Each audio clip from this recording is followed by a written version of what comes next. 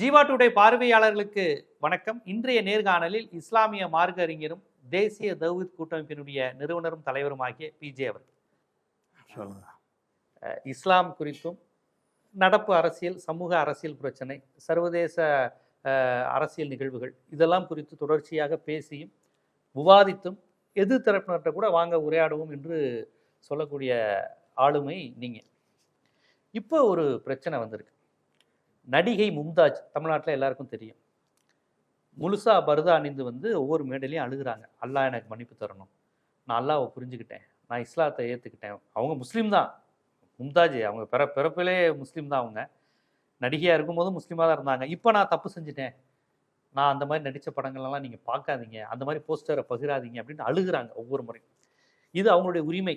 அவங்க முழுமையான இஸ்லாமியராக இருக்கலாம், இல்லை நாத்திகராக மாறலாம், இல்லை நான் கிறிஸ்டினாக மாறலாம். அதெல்லாம் நம்ம பேசலை. என்னுடைய கேள்வி, இது மாதிரி எத்தனை முஸ்லீம் ஆண் நடிகர்கள் அழுதுருக்கிறாங்க, இல்லை இந்த மாதிரியான தொழில் செய்கிற இந்த மாதிரியான ப்ரொஃபஷனில் இருக்க முஸ்லீம் ஆண்கள் அழுதுருக்காங்க. ஒரு நடிகை இப்போ அழுது கண்ணீர் விட்டு கதறாங்களே, நான் இஸ்லாத்தை ஏற்றுக்கிறேன். இதில் எனக்கு ஃபஸ்ட்டு கேள்வி, அவங்க என்ன பாவம் செஞ்சாங்க? அவங்க ஒரு தொழில், அந்த தொழிலை எல்லாரும் செஞ்சுருக்காங்க. இந்த உலகத்தில் எல்லா மதத்தை சேர்ந்த ஆண்களும் பெண்களும் செஞ்சுருக்காங்க. இந்த முஸ்லீம் பெண் மட்டும் நான் பாவம் செஞ்சுட்டேன், அல்லாஹ் என்னை ஏற்றுக்கணும், அல்ஹம்துலில்லாஹ் அப்படின்னு சொல்கிறாங்களே, இது என்ன கான்செப்ட்? அப்படி என்ன ஃபஸ்ட்டு அவங்க பாவம் செஞ்சதா நீங்கள் நினைக்கிறீங்க? அதாவது முதல்ல இஸ்லாத்தை பற்றி விளங்கிக்கிறோம். இஸ்லாம் மார்க்கம் என்ன சொல்லுது? இந்த மும்தாஜ் சொல்வதற்கு இஸ்லாத்துக்கு சம்பந்தம் இருக்குதா? அதை நம்ம ஃபஸ்ட்டு பார்க்கணும். இஸ்லாத்தை பொறுத்த வரைக்கும் குற்றங்களில் ஆணையம் பெண்ணையும் சமமாக தான் இஸ்லாம் பார்க்குது. உதாரணமாக விபச்சாரம்ங்கிற ஒரு குற்றம் எடுத்துக்கிறோங்களேன். குரானில் என்ன சொல்லப்படுதுன்னா, விபச்சாரம் செய்கிற ஆண்களாக இருந்தாலும் பெண்களாக இருந்தாலும் 100 கசையடி கொடுங்கள். ஆணும் பெண்ணு 2 பேருக்குமே அந்த அந்த குற்றத்தில் ஒழுக்கம்னு வந்துருச்சுன்னு சொன்னால், ஆணுக்கு அந்த ஒழுக்கம் இருக்கணும், பெண்ணுக்கு அந்த ஒழுக்கம் இருக்கணும். இப்போ நம்ம நாட்டில் எடுத்துக்கிட்டிங்கன்னா விபச்சார கேஸில் பெண்களை மட்டும்தான் கைது பண்ணுவாங்க, ஆண்களை கைது பண்ண ஆணும் பெண்ணும் மாட்டினா கூட ஆண்களை கைது பண்ண மாட்டாங்க. ஏன் பண்ண மாட்டாங்கன்னா, விபச்சாரம் இங்கே குற்றம் கிடையாது. விபச்சாரத்தை தொழிலாக நடத்துவது தான் குற்றம். தொழிலாக ஒரு பொம்பளை தான் நடத்துவா அப்படின்னு வைத்துக்கொண்டு என்ன செய்கிறாங்கன்னா, ஒரு ஆணு பெண்ணு மாட்டினா கூட ஆம்பளை அனுப்பி விட்டுவிட்டு, இதை நாங்கள் பஸ் ஸ்டாண்டுக்கு போனோம், வரக்கூடிய ஆள்லாம் வா வா என்று கூப்பிட்டு கொண்டு இருந்தால் அப்போ பாய்ந்து பிடித்தோம்னு கேஸ் எழுதுவாங்க. இப்படி தான் பெண்கள் மேலே போடுறாங்க. அது விபச்சாரம்ங்கிற ஒரு செயல் குற்றமாக இருந்தால் 2 வரையும் அரெஸ்ட் பண்ணணும், 2 வரையும் விடுவிக்கணும். இஸ்லாத்தில் அப்படி சொல்லப்படவே இல்லை. சமமாக தான் அந்த கற்பொழுக்கம் விஷயத்தில் ஆணு பெண்ணுங்கிற உடை சம்பந்தமான சில கட்டுப்பாடுகள் இருக்குது. அது உடற்கூறு சார்ந்த ஒரு விஷயம்னு வைங்களேன். அதை கழிச்சிட்டு பார்த்தீங்கன்னா இந்த கற்பு ஒழுக்கம் அதெல்லாம் ஆண் பெண்ணுக்கு சமமாக தான் இஸ்லாம் பார்க்குது. சரி, இப்போ மும்தாஜை பொறுத்த வரைக்கும் அவங்க செஞ்ச செயல்னு அவங்க எதை நினைச்சு சொல்கிறாங்கன்னு கேட்டால், சினிமாவில் ஒரு சாதாரண நடிகையாக இல்லாமல் கொஞ்சம் கிளாமராக நடித்தவங்க. அவங்க சாதாரண அந்த கதாபாத்திரமாக நடிக்கிறதும் தப்புது. இவங்க கொஞ்சம் ஓவராக என்ன செஞ்சாங்கன்னு கேட்டால், அந்த ஒரு கவர்ச்சி நடிகையாக நடித்தவங்க. இப்போ கவர்ச்சி நடிகையாக நடிக்கும்போது என்ன ஆகுறாங்கன்னா, பலரும் அதை பார்க்கும் பொழுது அதை பரப்புகிறாங்க. ஆனால் ஆண்கள் இதே வேலையை 2 மார்க்கத்தில் 2 சமமான குற்றம் தான். இஸ்லாமிய பார்வையில் மும்தாஜ் செய்கிற மாதிரியான வேலைகளை ஆண் நடிகர்கள் செய்கிறாங்க. முஸ்லீம் ஆண் நடிகர்கள் யாராக இருந்தாலும், அதே மாதிரி ஷாருக் கானாக இருந்தாலும் சரி, சல்மான் கானாக இருந்தாலும் சரி, முகமது குட்டியாக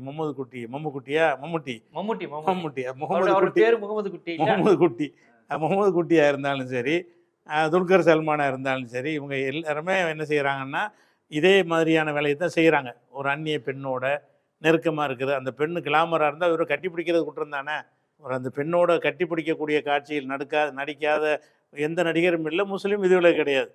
அப்போ இந்த வேலையை அவங்க செஞ்சாங்கன்னா, மும்தாஜ் செஞ்சது எந்த அளவுக்கு இஸ்லாமிய பார்வையில் அது எந்த அளவுக்கு தடுக்கப்பட்ட குற்றமாக இருக்குதோ அதே தான் இவங்களுக்கும் சட்டம். அதில் மாற்றுக்கிறது கிடையாது. அப்போ இஸ்லாம் இப்படி வேறுபடுத்தி பார்க்கலை. இஸ்லாம் வேறுபடுத்தி பார்க்கலை. இந்த அவங்க செஞ்சதையும் தவறுன்னு தான் இஸ்லாம் சொல்லுது, இவங்க செஞ்சதையும் தவறுன்னு தான் சொல்லுது. ஏன் தவறுன்னு கேட்டால், இப்போ ஒரு ஒழுக்கத்துக்கு மாற்றமானது, ஒரு மக்கள் சபலத்தை தூண்டி விடுறது, இளைஞர்களுடைய மனசை கெடுக்கிறதுங்கிற ஒரு வகையில் இந்த காட்சிகள் இஸ்லாத்தில் தடுக்கப்பட்ட ஒரு காட்சிகள் தான். அது ஆணுக்கும் தடுக்கப்பட்டிருக்கு, பெண்ணுக்கும் தடுக்கப்பட்டிருக்கு. அந்த வகையில் இஸ்லாம் இதுக்கு எந்த வகையிலையும் வித்தியாசப்படுத்தி பார்க்கல. அதே நேரத்தில் சமூக பார்வை நீங்கள் எடுத்துக்கிட்டீங்கன்னு சொன்னால், இந்த மும்தாஜுடைய அந்த கிளாமரை பரப்புற அளவுக்கு சல்மான் கானை பரப்புன பார்ப்பாங்களா? இந்த காமுகர்களுக்கு வந்து இந்த மும்தாஜுடைய அந்த கிளாமர் வீடியோ பார்த்தா அந்த காம உணர்வு கொண்டவன் பார்த்து ரசிப்பான். இதே மாதிரியான ஒரு அமைப்பில் கட் பண்ணி ஒரு முகமது குட்டியவோ அல்லது வந்து சல்மான் கானையை பரப்புனா அதை பார்த்து ரசிக்க மாட்டான். இது ஆம்பளையை வந்து ரசிக்கிற மாதிரி பெண்கள் வந்து செய்ய மாட்டாங்க, அதை ஏற்றுக்க மாட்டாங்க. அதனால அது அவங்களுக்கு எந்த உறுத்தலும் ஏற்படுத்தாது. இயற்கையாகவே நம்ம பரப்புனா தான் என்ன, நம்ம ஒரு ஆண் வந்து சாதாரண சட்டையெல்லாம் இல்லாமல் கூட சும்மா உட்காந்துருப்பான் ஒரு டீ கடையில். ஒரு பொம்பளை அப்படி உட்காந்துருக்க முடியாதுல்ல. ஒரு டீ கடையில் போய் ஒரு ஆண் என்ன செய்யலாம்னா ஒரு பனியன் கூட இல்லாமல், விவசாயிகள்லாம் மேலே எந்த ட்ரெஸ்ஸுமே இருக்காது, ஒரு கோமணத்தை கட்டிட்டு என்ன செய்கிறாங்க, விவசாயிகள் இருக்கிறாங்க. அதை களை எடுக்கிற பெண்கள் இப்படி இருக்க மாட்டாங்கல்ல. விவசாய கூலிக்கு போகிறவங்க ஆண்கள் மம்மட்டியை பிடிச்சிக்கிட்டு கோமணத்தோடு நிற்பாங்க. அதை ஒருத்தன் ஃபோட்டோ எடுத்து போட்டான்னா அவனுக்கு விவசாயிக்கு எந்த ஒரு வெக்கமும் வராது. இது நான் இப்படி தான் இருப்பேன்னு சொல்லி தான் சமூகத்தில் பார்க்குறாங்க. அப்போ பெண் அந்த மாதிரி ஒரு களை எடுக்கிற பெண் அந்த மாதிரி இவர் போடுற கோமணத்தை கட்டிக்கிட்டு களை எடுத்து செஞ்சோம்னா என்ன செய்யணும்னா அது ஒருத்தன் எடுத்து போட்டான்னா அது வந்து பாதிப்பு ஏற்படுத்தும். இல்லை, நீங்கள் சொல்கிற இந்த விஷயம் சரிதான். இப்போ பாவம் செஞ்சுட்டேன்னு மும்தாஜ் அழுகிறாங்க. அவங்க செஞ்ச பாவம்ங்கிறது கூட சேர்ந்த நடிகரும் சேர்த்து தான் அந்த பாவம். கண்டிப்பாக அதில் ஒரு ஆண் தயாரிப்பாளர் இருக்கிறார், ஆமாம், தயாரிப்பாளர், ஆண் இயக்குனர் இருக்கிறார், கூட நெருக்கமாக நடித்த ஆண் நடிகர் இருக்கிறார். ஆமாம். அப்ப பெண் என்பவள் தனியா ஒரு கவர்ச்சி, பெண் உடல் கவர்ச்சிங்கிறது ஒரு ஆண் இருக்கும்போது தான் நிறைவு வருது. ஆண் கவர்ச்சிங்கிறது பெண் இருக்கும்போது தான் இருக்கு. இதுல வந்து ஆம்பளை அப்படி இருந்தா யாருக்கும் ப்ரொவோக் ஆகாது, ஆம்பளை எப்படி வேணா இருப்பாங்க அப்படிங்கிறது சமூகத்துல தொன்று தொட்டு வருது. இதுக்கும் இஸ்லாத்துக்கும் சம்மந்தம் கிடையாது, இதுக்கும் இந்து கிறிஸ்தன் இல்ல, பொதுவா எல்லா சமூகத்திலயும் அந்த இது உண்டு. நான் எப்படி வேணாலும் இருப்பேன்டா அப்படிங்கிற அந்த மைண்ட் செட். நான் என்ன கேட்கிறேன், கவர்ச்சியா நடிச்சிட்டேன், ஆபாசமா நடிச்சிட்டேன் மும்தாஜ் மன்னிப்பு கேட்கறாங்க. இது வந்து இந்த சமூகம் உருவாக்கி இருக்கக்கூடிய மனநிலை, குற்ற உணர்ச்சி. நீ கவர்ச்சி பண்ணிட்ட அப்படின்னு. இந்த குற்ற உணர்ச்சி ஏன் ஆண் நடிகர்களுக்கு, குறிப்பா முஸ்லீம் நடிகர்களுக்கு வர்றதில்லை? இப்ப நம்ம இவங்க முஸ்லீம்னால நான் முஸ்லீம்குள்ளேயே நிக்கிறேன். ஏன் நடிகர்ல இப்ப ரங்கீலா நிறைய படங்கள் பாக்குறேன், ஆமீர் கான், சல்மான் கான் நடிச்ச படம், அந்த ஹிந்தி படங்கள்லாம் படு கிளாமருடைய உச்சகட்டத்தை தொடர மாதிரியான காட்சிகள்லாம் இருக்கு. அதுல ஆண் முஸ்லீம் நடிகர்களும் நடிச்சிருக்காங்க, பெண் முஸ்லீம் நடிகர்களும் நடிச்சிருக்காங்க, இந்து கிறிஸ்டின் எல்லாம் நடிச்சிருக்காங்க. இந்த குற்ற உணர்ச்சியை ஒரு முஸ்லீம் பெண்ணுக்கு மட்டும் ஏற்படுத்தி இருக்கே இந்த சமூகம், அதைத்தான் நான் கேட்கிறேன். இப்ப நீங்க இல்ல முஸ்லீம் பெண்ணுன்னு கிடையாது, சரி, எல்லா பெண்களுக்கும் ஏற்படுத்தும் இது. எல்லா முஸ்லீம் அல்ல, மும்தாஜ் முஸ்லீமா இல்லைன்னு வைங்க, அவங்களே இந்த சினிமாவில் இருந்து போயிட்டு வெறுத்து போய் இஸ்லாத்துக்காக இல்லை, அவங்களுக்கே இந்த மாதிரி நம்மளை போட்டு அநியாயமாக தப்பாக யூஸ் பண்ணுறாங்க, நம்ம இளைஞர்களை கெடுத்து விட்டோம் அப்படின்னு உணர்ந்து ஒரு பெண்ணை திருந்துறாங்கன்னு வைங்களேன், அவங்களுக்கு இந்த மாதிரி அவங்கள பரப்புறது வந்து மன உளைச்சலை ஏற்படுத்தும்.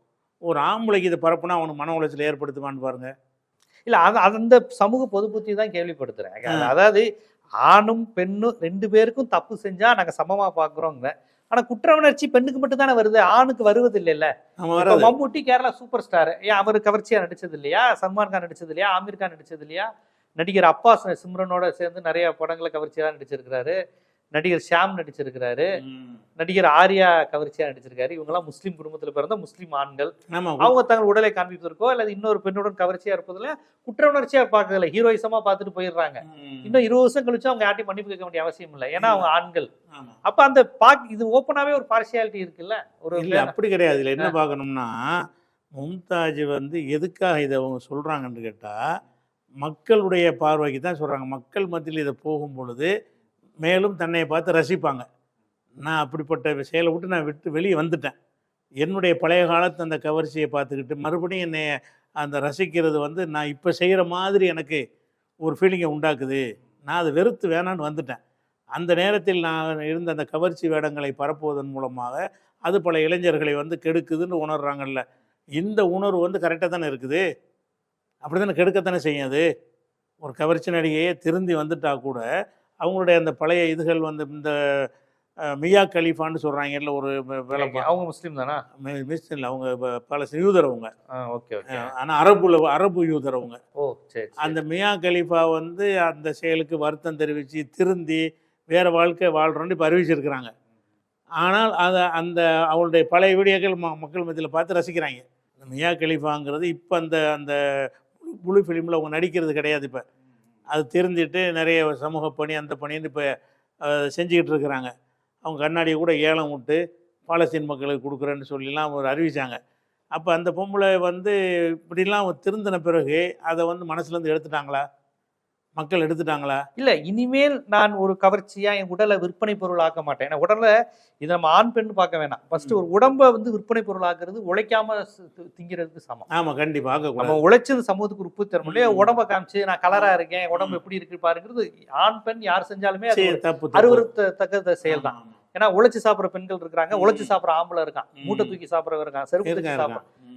அவன் வந்து இந்த மாதிரி வேலை செய்யணும்னு நினைக்கலையே. ம். 10 ரூபாயா இருந்தாலும் நான் வேர்வை சிந்தி சாப்பிடுறேன். அப்ப இந்த நேரத்துல கவர்ச்சியா காமிச்சு நாங்க வந்துக்கிறோம்னு நினைக்கிறது கண்டிப்பா ஒரு உழைப்பு சுரண்டல் தான். ம். அது ஒரு ஒரு அருவருப்பான விஷயம் தான். அது நியாயமான பணம் கிடையாது அப்படி கிடைக்கிறது. ம். ஏன் அந்த குற்ற உணர்ச்சி ஆண்களுக்கு வராம இந்த சமூகம் பெண்ணுக்கு மட்டும் தருதுன்னு கேட்கிறேன். இப்ப இன்னும் சொல்ல போனா இஸ்லாத்துல இந்த மாதிரியான விஷயங்கள் அதிகமா இருக்குல்ல, பெண்ணுக்கான விஷயங்கள், பத்துவா தர்றது, இந்த மாதிரி விஷயங்கள்லாம் ம். அதோட தொடர்புபடுத்தி தானே இதை பார்க்கணும். இப்ப மும்தாஜ் பர்தா போட்டு வந்து நிக்கிறத நம்ம அப்படிதானே புரிஞ்சுக்க முடியும். இல்ல இல்ல எத்தனை இந்து நடிகைகள், நான் அதிகம் பார்த்தா இந்து நடிகைகள் தான் அதிகம். ஆமா. இவங்க மைனாரிட்டி தானே முஸ்லிம்ஸ். ம். கிறிஸ்டின் நடிகைகள் எத்தனை பேர் நடிச்சிருக்காங்க. அவங்களை இப்படி குற்ற உணர்ச்சி ஆக்கலையே. ஆக்கல. அப்ப இவங்க மும்தாஜை மட்டும் ஆக்கும்போது நான் கேட்கிறேன், மும்தாஜ் திருந்தியதை நான் வந்து வரவேற்கிறோம். அவங்களோட உரிமை நல்ல விஷயம் தானே. ஒரு காலத்துல நான் தப்பா இருந்துட்டேன், இனிமே ம். உடம்ப காமிச்சு நான் நடிக்க மாட்டேன்னு ஒருத்தவங்க சொல்றதை வந்து திருப்பி நடிகன்னு யாரும் சொல்ல மாட்டாங்க. ம். சரி ஏதோ திருந்தி வந்திருக்கீங்கன்னு. ஏன் இந்த ஆண் நடிகர்களுக்கு இஸ்லாமோ இஸ்லாமிய அறிஞர்களோ இப்படி ஒரு குற்ற உணர்ச்சியை ஏற்படுத்துற சமூகத்தை தரலங்கிறேன். ஆண்கள் வந்து எப்படி இருக்கலாம் தானே இருக்கு. அது எல்லா மதத்திலயும் இப்படி தானே இருக்கு. இப்படி பார்க்கக்கூடாது. இதை என்ன பார்க்கணும்னா, அந்த பெண்ணுடைய நிலையிலிருந்து பார்க்கணும். ஒரு பெண்ணு வந்து தான் திருந்திய பிறகு தன்னை அந்த பழைய நிலையில் பார்ப்பதை விரும்ப மாட்டார். அந்த பெண்ணு விரும்புறது கிடையாது எந்த பெண்ணுமே. திருந்துற பெண்கள் அதில் திருந்தல் அது ஒன்று பிரச்சனை இல்லைன்ற எனக்கு விவரம் தெரிஞ்ச மும்தாஜை மட்டும் தான் பாக்குறேன். எனக்கு தெரிஞ்சு எல்லா நடிகைகளும் கவர்ச்சியா தான் நடிக்கிறாங்க. நடிகை அந்த காலத்துல அது இருந்து தவறுன்னு உணர்ந்து திருந்தலை யாரும்.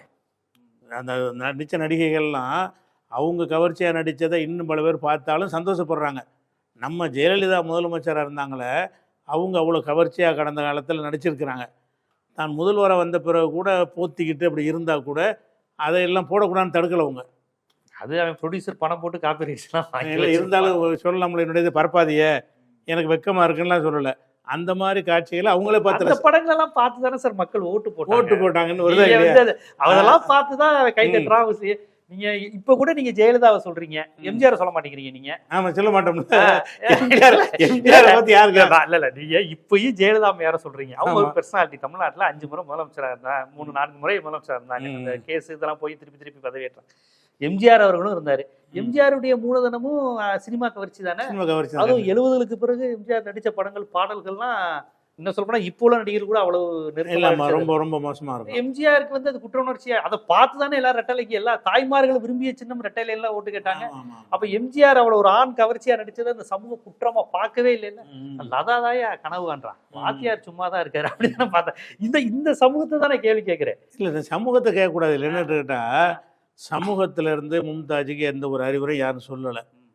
இந்த மாதிரி அவங்க பரப்புங்க, நீங்கள் மாதிரி பேசுங்க, இப்படி அறிவிப்பு செய்யுங்க, இல்லாட்டி உங்களை வெறுத்து ஒதுக்கிடுவோம் அப்படிங்கிற மாதிரி ஏதாச்சும் ஒரு நிகழ்ச்சியிலையோ ஒரு பொது அறிவிப்புலையோ முஸ்லீம் சமுதாயத்தில் இருந்தோ யாரும் உங்களுக்கு சொல்லலை. தனிப்பட்ட முறையில் ஒவ்வொருவரும் தவறு செய்தவர்கள் வந்து ஒவ்வொரு விதமாக அதை திருந்துவாங்க. இவங்க தான் செஞ்ச தவறு என்ன நினைக்கிறாங்கன்னு கேட்டால், இதுக்கு வந்து நவீன காலத்தில் வாழ்கிறதுனால, இதுவே வீடியோலாம் இல்லாத காலமாக இருந்தால் அவங்க நடிச்சோடு முடிஞ்சு போயிருக்கும். வீடியோ இல்லாமல் நடிச்சிருந்தாங்கன்னு வைங்க, அந்த நடித்தாங்களே அதோட அதுக்கு வந்து ரெக்கார்டு இல்லாமல் போயிருக்கும். இப்போ ரெக்கார்டெலாம் இருக்கக்கூடிய காலத்தில் அவங்க வாழ்கிறதுனால இது பரவுனா நம்மளை பாதிக்குமே. அது மாதிரி இவங்க மாதிரியே ரஹீமான்னு ஒரு நடத்தி வந்தாங்க. வடக்கிய நடிகையா இங்கே உள்ளவங்க மோனிசான்னு சொல்லி. இவங்க தங்கச்சியா? இவங்க தங்கச்சி இல்லை, சிம்ரன் தங்கச்சியா? சிம்ரன் தங்கச்சி இல்லை, மோனிசான்னு ஒரு நடிகை. ஆமா, மோனிஷா குழந்தை நட்சத்திரமா நடிச்சவங்க. அவங்க இப்பதான் முஸ்லிமா மாறுறாங்க. மாறி கீழக்கரில் ஒரு ஆள் கூட கல்யாணம் பண்ணி அவங்க வந்து என்ன செய்கிறாங்கன்னா இன்னைக்கு திருந்தி விட்டு, ஆனால் அவங்க இந்த கிளாமரெலாம் நடிக்கலை. அதனால் அவங்க இந்த கோரிக்கை மக்கள்கிட்ட வைக்கலை. அவங்க சினிமாவில் நடித்தாங்களே தவிர மும்தாஜ் அளவுக்கு நடிக்கலை. அவங்க என்ன செய்கிறாங்கன்னா இந்த மசாலா இந்த மாதிரி வியாபாரம் பண்ணிட்டு இருக்காங்க. இன்றைக்கி கடைகளுக்கு வந்து இது மாதிரி மசாலா வியாபாரம் பண்ணுறதுன்னு சொல்லி, இதை நான் தவறு செஞ்சுட்டேன், நான் அதை விட்டு விலகுறேன்னு சொல்லி கம்ப்ளீட்டாக விலகிட்டாங்க. இப்படி விலகினவர்கள் கொஞ்சம் பேர் இருக்கிறாங்க. அவங்க விலகிறவர்கள் வந்து அவங்க உணர்வை வெளிப்படுத்துகிறாங்களே, இதில் சமூகம் எப்படி காரணம்? சமூகத்தில் யாராவது சொன்னாங்களா? அவங்களுக்கு படுது. தன்னை இந்த மாதிரி பார்க்கறத விரும்ப மாட்டேங்கிறாங்க. இல்லை, சமூகம் ஆணை ஒரு மாதிரியும் பெண்ணை ஒரு மாதிரி பார்க்குது இல்லை. ஆம்பளை செஞ்சா அது ஆம்பளை அப்படிதான்ப்பா, ஆனால் இவ கொஞ்சம் அடக்குடக்கமாக இருக்க வேணாம் அப்படிங்கிற அந்த புத்தியிலிருந்து தானே இது வெளியே வருது. ஆனால் இல்லை, இதில் வந்து இந்த பெண்ணு முடிவெடுத்ததுக்கு நம்ம எப்படி சமூகம் காரணமாக இருக்கேன்? சரி, அவங்களுடைய வெட்க உணர்வு காரணமா இப்ப நீங்க இருக்கலாம். இஸ்லாத்தை அறிந்தவர் என்கிற முறையில் இப்ப அவங்க கேட்கிற மன்னிப்புக்கு அல்லாஹ் மன்னிச்சிருவாரா? ஆமா, நான் கூட அதுக்கு போட்டிருந்தேன். அந்த இவங்களுக்காக ஒரு வீடியோ போட்டிருக்கிறேன். மும்தாஜை பற்றி அவங்கள விமர்சனம் பண்ணி எழுதுறாங்க. அவங்க திருந்தி வந்ததை விமர்சிக்கக்கூடாது. எந்த ஒரு மனிதராக இருந்தாலும் தவறு செய்கிறவர் தான். திருந்திட்டாங்கன்னா அதை பேசக்கூடாது. ஆனால் திருந்துறது உண்மையானதாக இருக்கணும். சல்மான் கான் திருந்துற மாதிரியான திருந்தல் இருக்கக்கூடாது. அவர் போய் உம்ராவுக்கு போய் ஹஜ்ஜில் போட்டா கொடுத்தாரு, வந்து மறுபடியும் நடிக்கிறாரு. இதுக்கு பேர் திருந்துறது கிடையாது. அந்த செயலும் திருந்தி நான் இறைவனுக்காக வந்துட்டேன்னு சொன்னால், அது மாதிரி சனா கான் ஒரு பெரிய நடிகை. சனா கான் ஒரு பெரிய சனா இப்போ சனாண்டு ஒரு அந்த ஒரு பெரிய நடிகை, பெரிய கோடீஸ்வரர் நடிகைன்னு வைங்களேன். அவங்க வந்து முஸ்லீம் தான். அவங்க திருந்தி வந்து ஒரு மௌலவியை திருமணம் பண்ணி கொண்டு என்ன செய்கிறாங்கன்னா, மார்க்க ஆன்மீக பாதையில் போயிட்டாங்க. ரொம்ப நல்ல பேரழகியாக இருப்பாங்க. அவங்களுடைய வீடியோக்கள்லாம் வந்துக்கிட்டு இருக்குது. அவங்க திருந்திட்டு வந்து என்ன செய்கிறாங்கன்னா, அவங்களுக்கு உறுத்தல் ஏற்படுத்துது. உறுத்தல் ஏற்படுத்துகிறவங்க என்ன செய்வாங்கன்னா, நம்மளை வந்து பழைய மாதிரி பார்க்க வேணாம் அப்படின்னு. இவங்க மும்தாஜ் மட்டும் ரொம்ப சொல்வதற்கு காரணம் என்னென்னு கேட்டால், இவங்க ரொம்ப மோசமாக நடிச்சிட்டாங்க. அப்போ நான் அதை சொல்லியிருந்தேன், இந்த மாதிரி மும்தாஜ் வந்து எழுதுகிற கிண்டல் பண்ணி எழுதுறீங்க. தவறு செய்கிற எல்லாம் ஆம்பளை தவறு செய்கிறவனா மனிதன் படைக்கப்பட்டிருக்கிறான். அவங்க தவறுக்கு திருந்தினாங்கன்னு சொன்னால் அதை வரவேற்கணும். திருந்தினவனே நல்லது, அதை விட்டு நீங்கள் மீண்டு வந்ததுக்கு மகிழ்ச்சி அடைகிறோன்னு சொல்லணும். இறைவனை மன்னிக்கிறவனாக இருக்கிறான். நீங்கள் இறைவனுக்கு குறுக்க நிற்கிறதுக்கு யாருன்னெலாம் நான் வீடியோ போட்டிருக்கிறேன். அதே நேரத்தில் வந்து நடிக்கிறவங்கள ஏற்றுக்கிற கூடாது. தெரிஞ்சுட்டேன்னு சொல்லிவிட்டு அங்கே போயிட்டு வந்து மறுபடியும் அதை செய்கிறாங்க. இப்போ நீங்கள் சினிமாவுக்கு போகிறதே தப்புன்னு பார்க்குறீங்க, சினிமாவில் நடிக்கிறதே? ஆமாம், கண்டிப்பாக தப்பு தானே. சினிமாங்கிறது மாதிரி ஒரு கேடுகட்ட ஒரு இது கிடையாது இல்லைங்க. நான் மக்களை சீரழிக்கிறது இல்லை. சினிமாங்கிறது அறிவியலுடைய ஒரு கண்டுபிடிப்பு, அடுத்த டெக்னாலஜி. அது முழுக்க இஸ்லாமியர்கள் ஒதுக்கணும்னு சொன்னீங்கன்னா, இஸ்லாமியர்கள் அப்போ ஒரு நூற்றாண்டுக்கு பின்னாடி போயிடுவாங்கல்ல, மற்ற சமுதாயங்கள்லாம் முன்னேறி போயிடும்ல. அணுகுண்டு கூட அறிவியல் கண்டுபிடிப்பு தான். அதுக்காக விஷயம் ஜப்பானில் போட்டு குண்டை ஏற்றுக்குருவீங்களா? நான் அது என்ன செய்துன்னு பார்க்கணும். அறிவியல் கண்டுபிடிப்புகளை சினிமா வந்து ஆக்கப்பூர்வமான விஷயம் செய்யவே இல்லையா? என்ன ஒன்று சொல்லுங்கள், உதாரணத்துக்கு என்ன செஞ்சுருக்கு சினிமாங்கிறது? அவ்வளவுமே பொய், பிராடு, பித்தலாட்டம். மிகப்பெரிய அழகியல் தத்துவங்களை ஃபுல்லாக ஈரானிய சினிமாக்கள் செஞ்சுக்கிட்டு இருக்கு. ஈரானிய செய்கிறாங்க. கொரியன் சினிமாக்கள் வந்து ரொம்ப அழகியலான கதைகள், வறுமை, போரின் கொடுமையெல்லாம் அவ்வளோ அழகாக ஷார்ட் ஃபிலிமாக எடுத்து ஈரான் சினிமாக்கள் உலகெங்கும் இதாக இருக்குது. சினிமாக்கள்லாம் அந்த பார்த்துட்டு வர்றீங்கள அந்த நிமிஷத்தோடு முடிஞ்சு போயிடும். அதில் வந்து பெரிய தாக்கமோ ஒரு சமூக மாற்றமோ அதெல்லாம் ஏற்படும். அந்த செகண்டில் உட்காந்து அழுதுட்டு வருவாங்களே, அவ்வளோதான். ஒரு அழுகை காட்சியை பார்த்து அங்கே அழுவாங்க.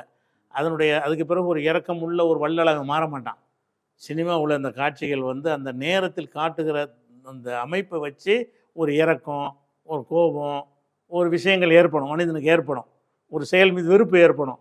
அந்த மைக்ரோ செகண்டில் ஏற்படுமே தவிர, ஒரு திருடன் என்ன செய்வான்னா, அங்கே திருடனை பார்த்துட்டு அழுதுட்டு வருவான், வந்து திருடுவான், தியேட்டரில் திருடுவான்.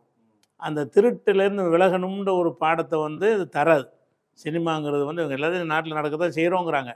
அப்படி எந்த ஒரு இதுவும் செய்ய கிடையாது. இன்னும் சொல்லப்போனால் கெட்டது. அந்த ஒருத்தன் வந்து ஒரு இதை திருட செய்வான். சிவப்பு ரோஜா பார்த்தா நான் இதை படிச்சுக்கிட்டேன்னு சொல்லுவான். ஒரு திருடன் ஏதோ ஒருத்தன் வந்து சிவப்பு ரோஜாங்கிற படத்தில் ஒரு கமலஹாசன் படத்தில் பார்த்து தான் நான் இதை செஞ்சேன், எப்படி கொலை செய்யறேன்னு அப்படின்னு ஏதோ ஒரு பேட்டியில் ஒருத்தன் சொல்லியிருப்பான், ஒரு குற்றவாளி பிடிக்கும்போது. அப்போ இந்த சினிமாக்களில் உள்ளதை வந்து இப்படி கெட்டு போகிறோன்னு இருக்கிறான்.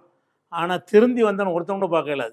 இது வரைக்கும் நான் மோசமானவனாக இருந்தேன், இந்த சினிமாவுக்கு பிறகு நான் ரொம்ப இறக்கமுள்ளவனாக மாறிட்டேன், நான் ஒரு ஒழுக்க செயலனாக மாறிட்டேன் அப்படின்னு சொல்லக்கூடிய ஒரு ஆளை இல்லை தப்பாக பயன்படுத்துறதுன்னா இன்றைக்கி அலைபேசி 90 விழுக்காடு தப்பாக பயன்படுத்தப்படுது. செல்ஃபோனு, கம்ப்யூட்டர் தப்பாக தான் பயன்படுத்தப்படுது.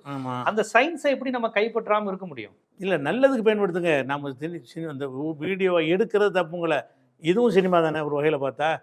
இப்போ நம்ம 2 பேரும் பேசிக்கிட்டு இருக்கிறது மக்களுக்கு போகிறோமா இல்லையா? சினிமான்னு பேர் இல்லாட்டாலும் இதைத்தான் சினிமாவிலையும் காட்டுறான். இதை நம்ம கூடாதுன்னு சொல்கிறோம். இந்த நவீன சாதனை இருக்க போய் தான் இதெல்லாம் நம்ம செய்கிறோம். சமூக ஊடகங்களில் நீங்கள் நடக்கிற ஜீவாட்டுடையெல்லாம் என்னது சினிமா தான் ஒரு வகையில். அதில் நீங்கள் என்ன செய்கிறீங்கன்னா, நல்லதுக்கு மட்டும் பயன்படுத்துகிறீங்க. நீங்கள் ஆடல் பாடல் கூத்து கும்மாளம்னு அதில் கொடுக்கறது இல்லை. அறிவார்ந்த விஷயங்களை வந்து நீங்கள் மக்களுக்கு சொல்கிறீங்க. இப்படியுள்ள விஷயங்களை வந்து சினிமாங்கிற பேரில் நீங்கள் எடுத்தீங்கன்னா அது ஏற்றுக்கிடலாம். அப்படி இல்லாமல் அதில் என்ன ஒருத்தனை வந்து பார்த்தீங்கன்னு சொன்னால், உலகத்தில் ஒரு நடக்காத விஷயங்கள்லாம் காட்டி அந்த கருத்தை விதைக்கிறான். எப்படி விதைக்கிறான்னா, ஒரு ரவுடியாக இருக்கிறான்னு வைங்க, அவனை எந்த பொம்பளையாக விரும்புவாளா? படத்தில் விரும்புகிற மாதிரி காட்டுறான். திணிக்கிறான்ல, இப்படி தான் திணிக்கிறான். ஒரு கெட்டவன் கெட்டவனாக இருக்கிறவன்லாம் அந்த இப்போ ஒரு புஷ்பான்னு ஒன்று வந்திருக்குது. ஆமா. அவனை வந்து அந்த செயலை யாரும் ஏற்றுக்கிற மாட்டாங்க உலக வாழ்க்கையில். ஆனால் சினிமாவில் வந்து அவனை சீஃப் மினிஸ்டரே அவனை பார்த்து இது பண்றாரு. அந்த மாதிரியான ஒரு நிலைமையாக இருக்குது. அப்போ நம்ப முடியாத விஷயத்தை சொல்லி திணிச்சு அது மாதிரி போடா வாடான்னு அந்த காதலர்கள் பேசிக்கிற விஷயங்கள், இதுகள்லாம் வந்துக்கிட்டு அத்துமீறுற விஷயங்கள், அது மாதிரி வந்து அந்த அசிங்க ஆபாசத்தை நகைச்சுவைங்கிற பேரில் இல்ல அது தப்பான கருத்துக்களை எந்த வடிவத்தில் வந்தாலும் நம்ம ஏற்க முடியாது. முழுக்க அதெல்லாம் இருக்குது. மீடியா இருக்கு, மீடியால மக்களுக்கான சமூக நீதி கருத்துக்கள், மக்கள் விடுதலை பத்தி பேசுற மீடியாவும் இருக்கு. அரசாங்கம் என்ன செஞ்சாலும் சரி ஏகாதிபத்தியம் அப்படி பிரிச்சு பாக்குறீங்களா? அது மாதிரி ஒன்று சொல்லுங்க, எனக்கு நல்ல படம்னு எதை சொல்றீங்க? எல்லாத்துலயும் இது இருக்கு. பட சினிமாவில் வந்து அவங்க செய்கிறது வந்து இல்ல பொதுவா இஸ்லாமியர்கள் உங்களை போன்ற மார்க்க அறிஞர்கள்லாம் சினிமா ஹராம், இசை ஹராம் இப்படின்னு சொல்வதன் மூலமாக ஒரு மிகப்பெரிய துறைக்குள்ள நீங்க அந்த இஸ்லாமியர்களை உள்ள போக விடாம பண்றது மூலமாக அவங்களுடைய கெரியர் அந்த இடத்துல பாதிக்கப்படுதுல. ஒரு கிறிஸ்டினுக்கு ஒரு பிராமின் பெண்களுக்கு கிடைக்கக்கூடிய சுதந்திரம் முஸ்லீம் பெண்களுக்கு கிடைக்க மாட்டேங்குது. இது போகக்கூடாதுங்கிறாங்க, இது எங்களுக்கு இதுல தடை செய்யப்பட்டிருக்கு, இப்படி பல்வேறு விஷயங்கள் வருது. இப்ப வந்து பிராமண பெண்கள், பார்ப்பன பெண்கள் வந்து ஒப்பீட்டளவுல எல்லா துறையிலும் முன்னாடி இருக்கிறாங்க. அது காரணம் அவங்களுக்கு இந்த மாதிரி தடைகள் கிடையாது. அவங்க மதம் வந்து குழந்தை திருமணத்தை பண்ண சொல்லுது, விதவை திருமணம் பண்ணக்கூடாது, எல்லா இதுவும் உண்டு. இப்ப அதைத்தான் பிஜேபி இந்துத்துவவாதிகள் சொல்றாங்க.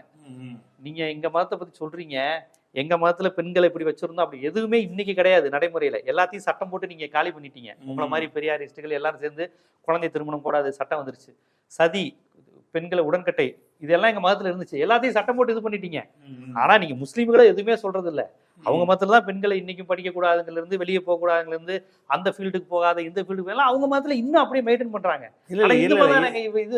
என்ன சொல்றோம், இஸ்லாத்துல வந்து படிக்க கூடாதுன்னு எங்க சொன்னோம்? அதாவது ஒரு நல்லதோட சேர்த்து நாள் கெட்டது சேர்த்து சொல்லி போடுறாங்க. நம்ம என்ன சொல்கிறோம்னு கேட்டால், சினிமாவை சொல்கிறோம்னா பெண்களுக்கு மட்டும் சொல்லலாம், ஆண்களுக்கு தான் சொல்கிறோம். சினிமா பார்க்குற ஆண்களையும் தான் பார்க்கக்கூடாது, பெண்கள் பார்க்காதீங்க, ஆண்கள் மட்டும் பார்க்க. பெண்களுக்கு மட்டும்தான் வலியுறுத்தப்படுது. இல்லை, நாங்கள் அப்படி சொல்லலையே. நடைமுறையில் அப்படி தானே இருக்குது. இல்லையே, சினிமா ஆண்களுக்கு தான் கூடாதுன்னு சொல்கிறோம், பொம்பளையை பார்க்குறது மட்டுமா கூடாதுங்கிறோம். ஆண்கள் தான். நம்ம எங்கள் மக்கள்லாம் நாங்கள்லாம் பார்க்க மாட்டோம் சினிமாவெலாம். எங்கள் அமைப்புல உள்ள ஆட்கள் அதை போய் பார்த்து. இல்லை, இது நீங்க சினிமாவே பார்க்க மாட்டேன்னு இந்த காலத்துல ஏன்னு 100 வருஷம் பின்னாடி போயிட மாட்டீங்களா? ஏன்னு கேட்டால், அந்த சாதனம் நல்ல சாதனம். ஆனால் அந்த சினிமா எடுக்கிறவன்லாம் யார்? சினிமா எடுக்கிறவன்லாம் கருப்பு பணம், அந்த கெட்டவர்கள் தான் பணத்தை வச்சுக்கிட்டு அதை வந்து பல கோடிகளை போட்டு எடுக்க நினைக்கிறாங்க. அவன் என்னத்துக்கு எடுப்பான்னு கேட்டால், எந்த மாதிரி பார்த்தால் மக்களை ஈர்க்க முடியும், எப்படி கவர்ச்சி டான்ஸ் வைக்கணும் அப்படிங்கிற நோக்கத்தில் அவன் எடுப்பானே தவிர, அவன் ஒரு சீர்திருத்தவாதியோ ஒரு புரட்சியாளனோ கிடையாது. சினிமா தயாரிக்கிற முதலீட்டாளர். அது உண்மை. அவர்கள் இன்னைக்கு பெரும்பாலும் இந்துத்துவ படங்கள் வருது. மதவரிய துணி காஷ்மீர் ஃபைல்ஸ்னு ஒரு படத்தை பிஜேபி கவர்மெண்ட்டே வளர்க்குது. கேரளாவில் முஸ்லீம் எல்லாம் இந்து பெண்களை வந்து கடத்திட்டு போய் கல்யாணம் பண்ணி ISIS கேரளா ஸ்டோரின்னு எடுத்து அதை தேர்தல் பிரச்சாரத்தில் பேசுறாங்க. காந்தாரான்னு ஒரு படம் முஸ்லீம்களுக்கு எதிராக இந்துத்துவ வெறி, இந்த மாதிரி நிறைய அவங்க படம் பண்றாங்கல்ல. முஸ்லீம்கள் அந்த ஃபீல்டுக்குள்ளேயே போகாம இருந்தீங்கன்னா உங்களுக்கு எதிராக தானே அவங்க கையில மட்டும் அந்த கருவி இருந்துச்சுன்னா உங்களுக்கு எதிராக மட்டும் தானே எடுப்பாங்க. அவன் பம்பாயின்னு எடுப்பான், உயிரேன்னு சொல்லி நார்த் ஈஸ்ட் மக்களுக்கு எதிராக எடுப்பான், முஸ்லீம் தான் தீவிரவாதி, இப்படிதான் அவன் எடுக்கிறான். அப்புறம் நீங்க என்ன சொல்றீங்க, நாங்க அங்க போக மாட்டோம், அப்புறம் அவன் அப்படித்தானே படம் எடுப்பான். முழுக்க மணிரத்னம், கமலஹாசன், பாலச்சந்தர் கையில நீங்க ஃபுல்லா கொடுத்துட்டு நாங்க ஒதுங்கிக்கிறோம் ஹராம்னு சொல்லிட்டீங்கன்னா அவன் ஓகே பாய் அப்படின்ட்டு அவன் விளையாண்டுட்டு இருப்பான். பாய்கெல்லாம் தீவிரவாதி. உள்ள போய் கைப்பற்றணும்ல. நாங்க போய் எடுக்க போறோம் வச்சுக்கிறோம், நானே எடுக்க போறேன், இதெல்லாம் இல்லாம எடுக்கணும்னு போறேன்னு வைங்க. எடுத்தேன்னு சொன்னா நான் தான் அதை பார்க்கணும். ஏன்னு கேட்டா அது அந்த அம்சம்லாம் வச்சா தான் சினிமாவா இருக்காது. எதெல்லாம் நான் கூடாதுன்னு அவங்கள விமர்சனம் பண்ணணும், அதெல்லாம் ஏன் சினிமாவில் இருக்கணும். அந்த கவர்ச்சி நடனம் இருக்கணும், துப்புளை காட்டணும், ஆம்லெட் போடுறோம், அதெல்லாம் காட்டினா தான் அந்த பாடல்கள் அசிங்கமாக இருக்கணும். அப்போதான் நம்ம ஆட்களை ஈர்த்து கொண்டாந்து. அப்படி அது மட்டுமே சினிமா இல்லை. அதெல்லாம் இருந்ததில்ல. இன்னைக்கு முற்போக்கு பேசுகிற இயக்குநர்கள் வர்றாங்க, முஸ்லீம் இயக்குநர்கள் நிறைய பேர் வந்து நிறைய சீர்திருத்தம் பேசுகிற படங்கள் எடுக்கிறாங்க. பெண் விடுதலை, இன்னைக்கு ஒடுக்கப்பட்ட மக்கள், ஒடுக்கப்பட்ட இயக்குநர்கள் நிறையா வந்து இத்தனை காலம் சாதியால் நாங்கள் ஒடுக்கப்பட்டிருக்கோம்னு சொல்லி படங்கள் எடுக்கிறாங்க. அந்த மாதிரி திரைப்படங்களும் வருது. நீங்கள் இஸ்லாமியர்கள் ஒப்பீட்டு அளவில் உள்ள ஃபீல்டு கிரவுண்டுக்குள்ளேயே வர மாட்டேங்கிறீங்களே. இது ஹராம், இது வரக்கூடாது, மியூசிக் இருக்கு. சினிமாங்கிறது பெரிய முதலீடு பண்ணி தானே செய்யணும். முதலீடு பண்ணுற எதுக்கு ஒருத்தன் பண்ணுவான்? சம்பாதிக்கிறது தான் பண்ணுவான். நான் ஒரு 100 கோடியை போடுறேன்னு சொன்னால் ஒரு 200 கோடி எனக்கு கிடைச்சா தான் நான் கொண்டு அதில் 100 கோடியை போடுவேன்.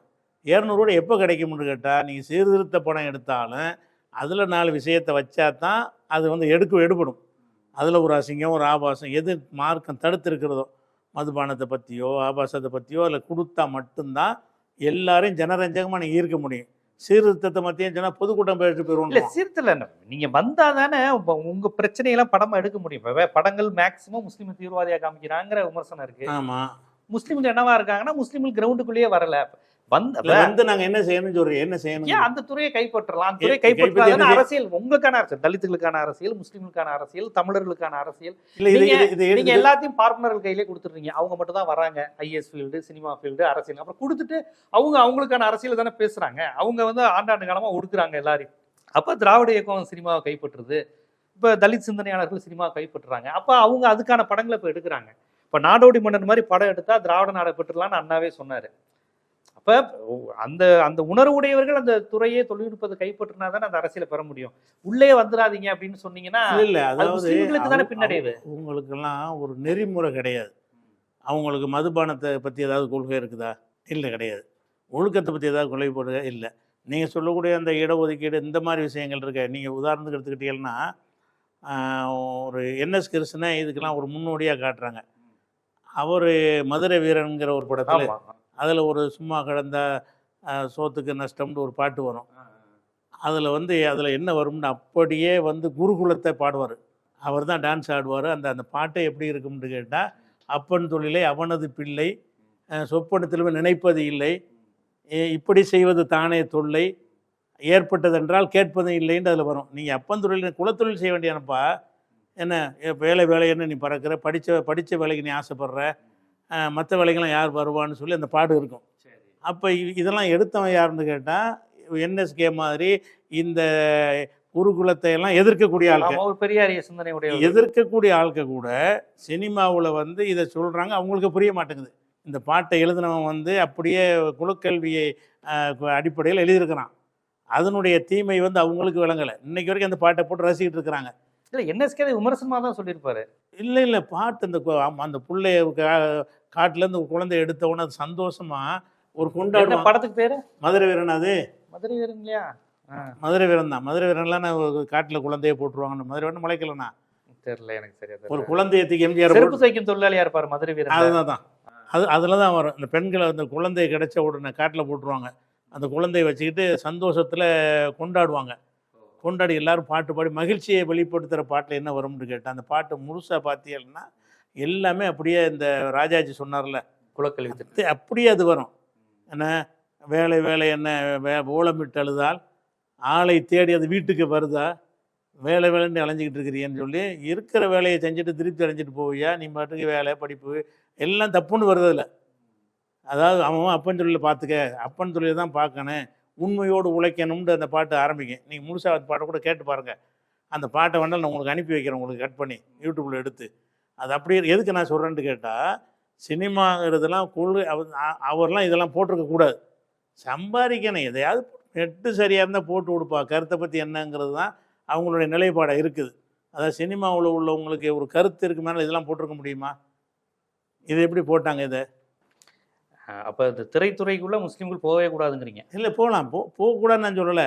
இன்றைக்கி வந்து திரைத்துறையில் வந்து நான் போக நினைத்தா, நான் ஒரு முஸ்லீம் போக நினைக்கிறேன், பணம் போட்டு தான் செய்யணும். பணம் போடுறோம் எப்போ? நான் ஒரு வியாபாரம், அது சினிமா வியாபாரமாக இல்லையா? அது ஒரு பிஸ்னஸ் தான். பிஸ்னஸ் இல்லாமல் யாரும் அதில் இறங்க மாட்டாங்க. அந்த வியாபாரம் இறங்குவதாக இருந்தால், நான் லாபம் சம்பாதிப்பதற்கு நான் என்ன கொள்கையில் இருக்கிறேனோ அதை சொல்லி நான் லாபம் சம்பாதிக்க முடியாது. அந்த படத்தை நான் தான் பார்க்கணும். நீங்கள் மக்கள்கிட்ட போகுங்கிறீங்க, போகாது. எப்போ போகும்னு கேட்டால், நானும் அவனை மாதிரி ஆயிடணும்.